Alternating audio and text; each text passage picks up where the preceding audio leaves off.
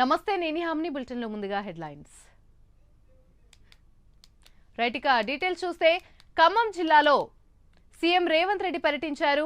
కూసుమంచి మండలంలో వరద ప్రభావిత ప్రాంతాలను పరిశీలించారు. వరదతో దెబ్బతిన్న నాయకన్గూడెం రహదారిని సీఎం పరిశీలించారు. వరద పరిస్థితిని అధికారులను అడిగి తెలుసుకున్నారు.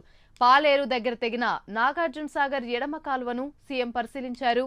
సీఎం రేవంత్ రెడ్డి వెంట డిప్యూటీ సీఎం బట్టి విక్రమార్క, మంత్రులు పొంగులేటి శ్రీనివాసరెడ్డి, ఉత్తమ్ కుమార్ రెడ్డి, ఎంపీ రఘురామిరెడ్డి ఉన్నారు.